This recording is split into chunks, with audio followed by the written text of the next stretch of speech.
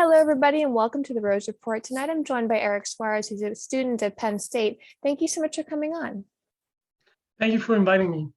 So I wanted to talk to you because obviously Venezuela has been in the news, and we always have this sort of undercurrent of socialist issues going on in the United States, as well as an effort, I think by the left especially, to push that agenda in the United States as well. So just to start off, would you mind sharing with the audience a little bit of your backstory and why you're passionate about talking about Venezuela and socialism as a whole?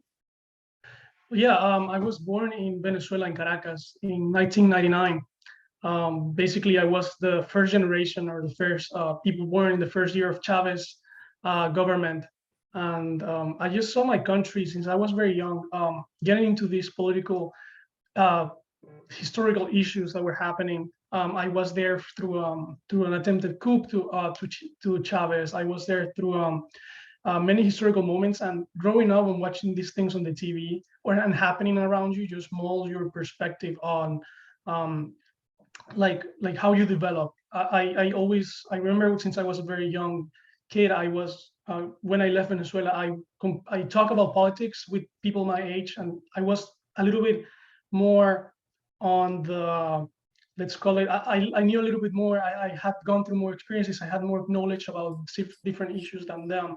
So that was a big part on my development and the way I was raised, and especially because in Venezuela, most through all this time, because of the state controls the media, many times I was basically forced to watch these press releases from Chavez that used to last for like 2, 3, 4 hours sometimes, and there was nothing else to watch on the TV. So all of these things like mold you and raise you in a way that you're just more politically active. Since you're a kid, you start like asking more questions. You start more um, watching the effects on the things that are happening around you. Let's call it like that. So I guess that's a big part of why even today, the majors I'm studying, my political preferences, my and all my everything since the beginning, since I was born until today, all that path has led me into just try to raise my voice about what's going on in Venezuela, and especially what is really going on in Venezuela. And in that vein, there seems to be a lot of confusion over what's going on in Venezuela. You see a lot of media sort of downplay what's happening or just not cover it. I think there's a major lack of coverage there. So the reality of day-to-day life there, I think a lot of young people in America would not think it's super challenging, would think that it's just like we hear, like, oh, it's just like Finland, or it's just like any small country that's run by socialism. What is the day-to-day life there? Is it a struggle to get by? What is the situation, would you say? It's terrible. There, first of all, like the latest results have shown that the poverty rates in Venezuela right now are of 94.5% poverty rate and a 75.4 of extreme poverty rate. So everybody who tells you that it's like Finland or all these Nordic countries has really no idea of the daily life of Venezuela, and it's even insulting to a degree. People who think, oh, but things are getting better. No, they're not.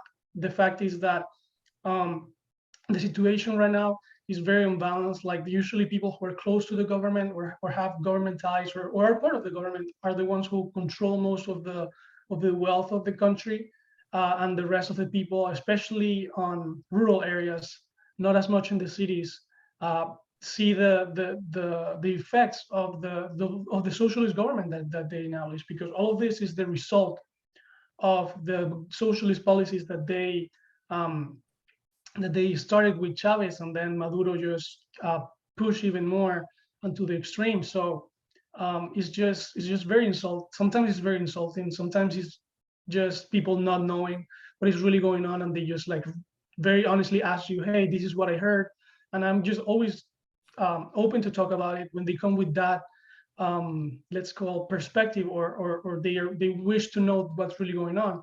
But there's also a big part of people who are just completely in denial, and it goes completely against their political beliefs, and they just take that personally and they go at you personally, and that's when things get rough, I guess. Yeah, and there was that switch of power from Chavez to Maduro. And it's almost as if Maduro is not really known as much in the United States as he should be, even though he has had many conflicts with, I think, multiple administrations now. In terms of Maduro's control over the day-to-day life of people in Venezuela, is it very large? Is it as much as it was with previous leaders? Or has he sort of been incapable of holding it down because he has been challenged many times internationally? That's a very interesting question, because you can talk about it as a result of Chavez passing power to him, because Chavez had a lot of control. So I will say that in early years, Maduro had more control over the lives of Venezuelan people, and of course of the economy. The economy in Venezuela is almost completely state-owned, and all the natural resources are state-owned. Um, but I will say, like, around the 2014, 2007, that gap between 2014 and 2017, people rise up in like massive protests that you could see on the news or during those times.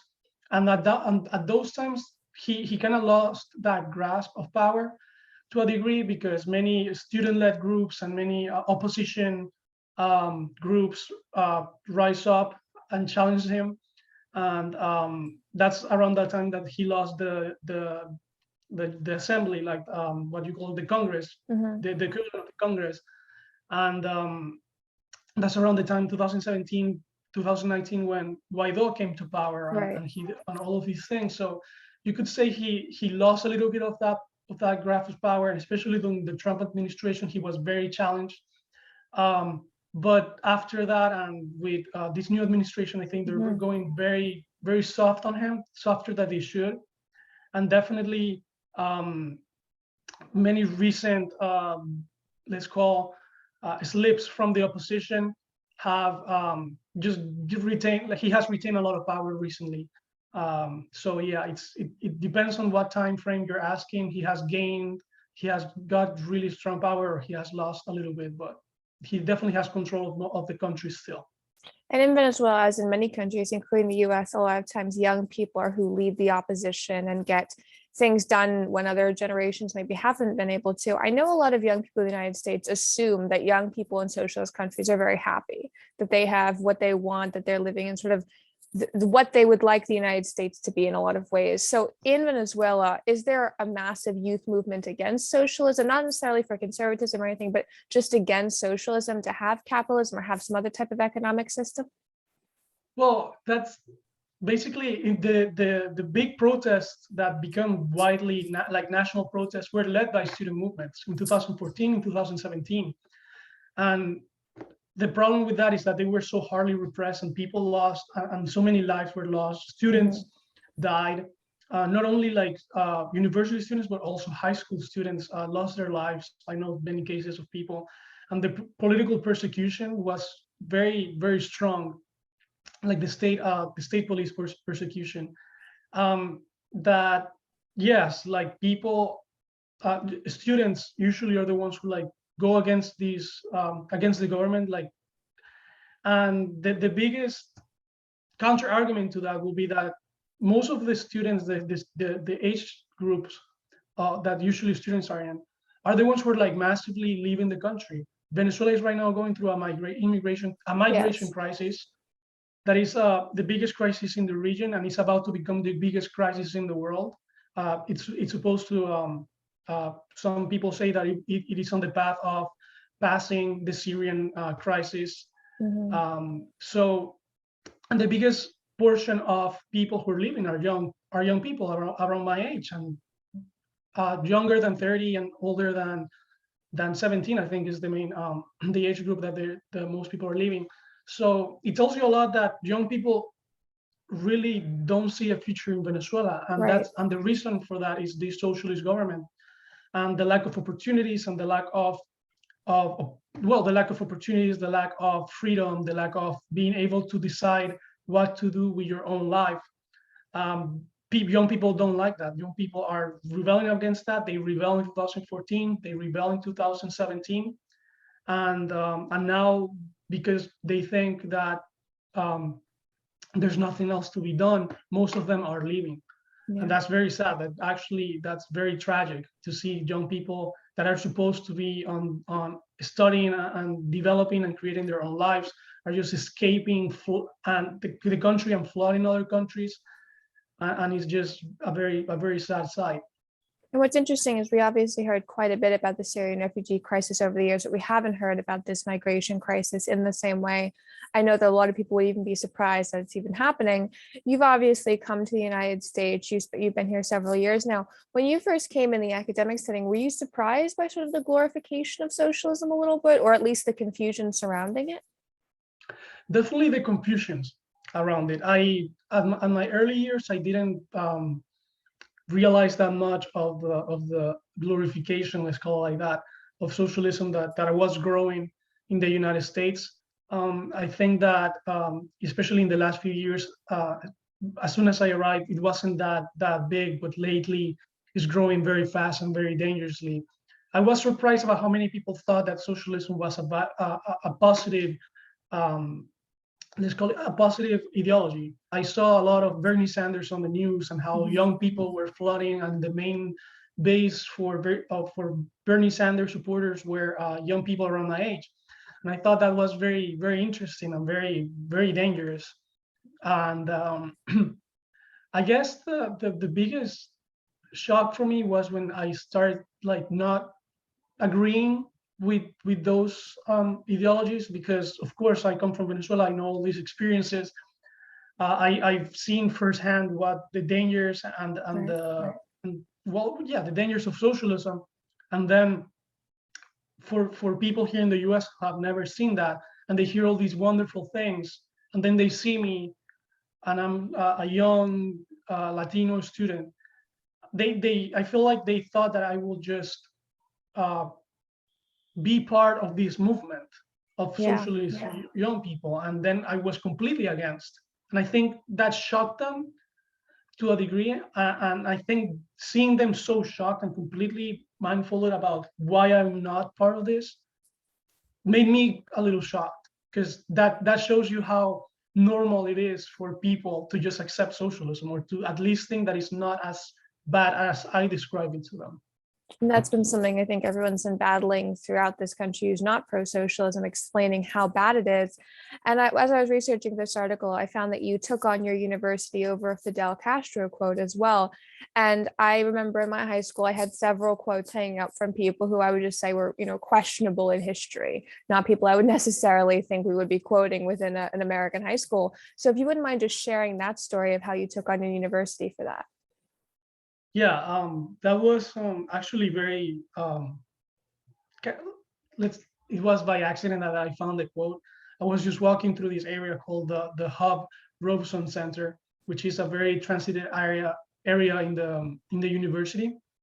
And they had this office area, and I had to go do some stuff in there. So I was just walking through there, and there's this mural where there's different quotes from different people. And I love history, and I love all this like memorials to highlight the different quotes of people. So I just I started reading some of them, and to my surprise, I find this long, very propaganda filled quote from Fidel Castro, and that hit hard for me, because well, I come from Venezuela, and like the main figure is Hugo Chavez, but Hugo Chavez was directly influenced and very close to Fidel Castro. And when you see the history of Cuba and what Cuban people are going right now, you can see a lot of similarities with what's going on in Venezuela. So what I think is, like, for me, when I talk to Cuban people, and when I talk to young people in Cuba, and young Cuban people, and to maybe older generations, for me, it's like talking to like the current version of myself when I talk to young people. And then it's like watching like the future. I see people who are 60 years old that were born and it's during the Fidel Castro regime and under this socialist regime.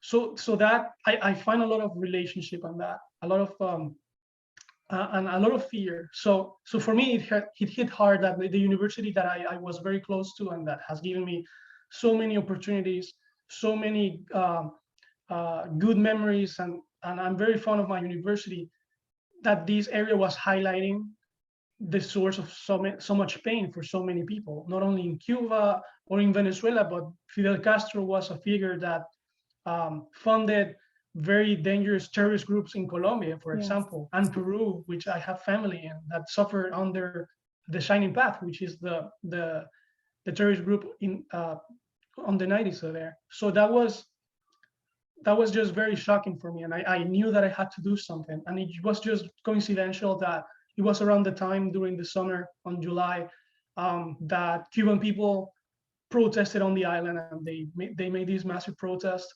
against socialism on the island, which was a historic moment because it nothing like that has been not there was nothing like that in the last 50 years that Right. people inside the island protested.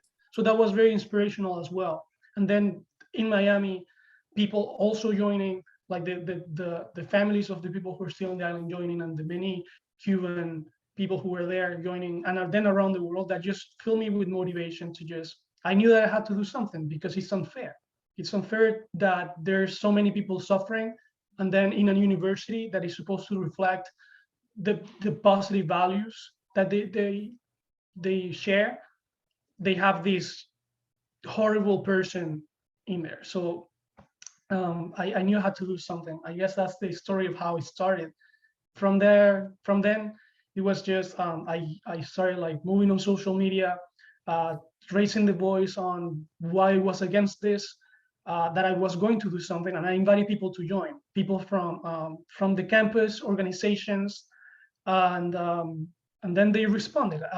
Two individuals, one Cuban American kid responded to me, and he said he wanted to be part of it. Then a Puerto Rican Spaniard person, friend that also joined, and then organizations, in this case, Young Americans for Liberty, and then the College Republicans were the ones who stepped up.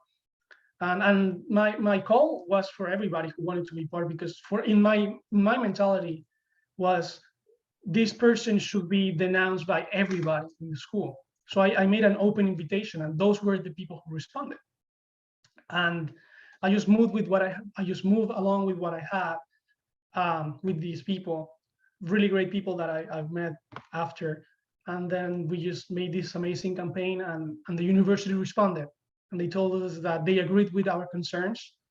We made a letter that we sent to President Erik Barron, and they agreed with our concerns. And something that was very interesting that they mentioned was that they weren't aware that code was in that area. Wow. Yeah. So that says a lot also about who is moving this propaganda inside campuses. Sometimes something I discovered is that sometimes it's not the main administration. Sometimes it's even people who are in lower levels. Yeah. So it's very dangerous. And well, we were really happy about the university response. And after that, we received a lot of support from people in Miami, from people even inside Cuba. Like, we received messages of, thank you so much. Thank you that you're doing this, teaching the world what is happening in our place. People from Venezuela interviewed us, because this gained a lot of social media attention. So it was really a very personal, one of the greatest things I think I've done for the impact that it caused on so many people, and messages through social media, very beautiful. And also a lot of complaints, of course, people who were completely against. But after seeing the positive impact that we caused, sometimes I disregarded these hateful messages of completely idealized people who are just, trying to make you down.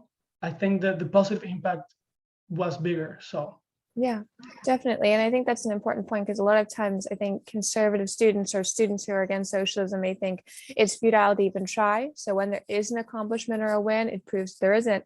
Just sort of switching gears for a minute, you have a lot of experience about knowing what the real impact of socialism is in the United, and for people in the United States, there is that knowledge gap. How do you think politicians or educators can help bridge that knowledge gap? Because obviously it's not possible to teach everybody the entire history of what's happened, because a lot of people I don't think would be interested in it. But people need to know what the main impact is. They need to know what they're voting for when they vote for socialism. So for young people who maybe have a short attention span with it, or don't want to dive all into it, how can politicians or educators or parents help bridge that knowledge gap? Well, I'm a very start with your house and then move forward. So I think the main responsibility comes from parents or people. There's have to be some values that you have to like give pass through your children, which are responsibility and things that when you are strong enough in your core values, you're less likely to get involved or to like play along with these ideologies. So I guess responsibility, hard work, the fact that people that if you do you know um I guess work, like the work you do is going to reward yourself, so don't let anybody like take that away from you. Things, Mhm. values like that I think are important. Then it comes to the classes and the university or high school. I think it's important for people to know the dangers that in history that socialism and communism have caused, because that's the root of the problem. I think the root of the problem is people don't really know of all these things. We hear so much about, we learn about Nazi Germany and how Hitler was one of the most dangerous people and most evil Right. people in history, and that's correct. So now let's extend that. We have Right. Hitler, we have Stalin. I think like when people compare Hitler and Stalin, they don't really comprehend the magnitude of how evil those, like Stalin was also like Hitler. Right. And then Mao Zedong. Mao Zedong is probably one of the most brutal dictators that has ever stepped on this earth. Like the amount of people murdered during the Great Leap Forward is just massive, even compared. I think Hitler killed like 10 million people, and I think Mao Zedong killed 65 million, which is the biggest one in history, the biggest massacre and the biggest death toll from a government in history. And most people don't know that. Right. I think that education and focusing on how dangerous and evil both ideologies are, Nazism and communism, and then socialism have been through so many people, that opens the door to like, okay, from here we start building this education for people so they know, because sometimes you talk with socialists and they really don't know. It's very surprising how Yeah. very few information they have. And that's scary, because you see that it's maybe not necessarily an ideological problem. It's a knowledge problem. Is that they don't know really what happened. So it's when you don't know, it's easy to fill the cup with things that are not. And that's what most and this is I think the next level is politicians. Politicians need to step up to, okay, I think it's very dangerous that Bernie Sanders had such popularity, and that I guess a big part of it is because politicians are not, well, at that time weren't going as strongly against the word socialism and against socialists. I think now that's changing. I think now there's more emphasis and there's more attention to that, but before there wasn't, and that was very dangerous. Yeah. I think now politicians need to focus on, look, socialism has caused all these problems. Socialism has destroyed Venezuela, has destroyed Cuba, has destroyed many countries around history. I think it's their responsibility to highlight that and to put some, maybe even like more stronger opposition to these ideologies. I see Bernie Sanders is one of them, but I see Ocasio-Cortez, who is she calls herself a progressive, but she's part of the DSA, which is the Democratic Socialists of America. And something very important is that the DSA has been constantly going to trips abroad to Venezuela. So they fill their mouth with, we want to be like Norway and Finland, but they go and visit Venezuela. I think that's a big incongruence. And I think that just highlights how their real intentions, what they really are focusing to be. So I think politicians should put more emphasis on that, like show the world what they really are doing. Yeah. And the same way, I think the myth of Nordic socialism has been discredited thousands of times. I'm not going to say it again, but just Nordic countries aren't socialist by any means. And then it's just, for me, politicians have the responsibility to just look at these things that, for example, I think you and I know that AOC is part of the DSA, and the DSA has been doing all these things. So it's general knowledge. So why are we not seeing this as much? in the mouth of politicians who should be highlighting this even more. Yeah. So I think that's their role. So I think it's like, family wise, there's a role, educational wise, I think that's the most important one, the education part. And I think what's going on in Florida with DeSantis, he established this, like now in Florida, the history of communism and socialism needs to be a part of the curriculum. I think that's amazing. I think that's one of the biggest steps on this fight, because that means that the next generations are not going to be filled with, okay, look, but this communism idea is good, but wait, I learned that it has more than 100 million people dead. So can this be good? And things like that are just put forward and are helping a lot. Yeah. And I think it's definitely important because a lot of young people, once they learn about the perils of socialism, they may not become conservatives, they may not switch their party allegiance, but even if they're just voting for Democrats or people on the left who are just capitalists, that's just the goal, to preserve a system of economics that makes sense in this country. Thank you so much for coming on. Where can people follow you on social media to keep up with your work? Yeah, I'm on Instagram as at Erik Suarez, ERIK Suarez, SUAREZ, and the same in Twitter at Erik Suarez. Perfect. And we'll link all that below. Thank you so much for coming on and sharing your story. Thank you so much for the invitation.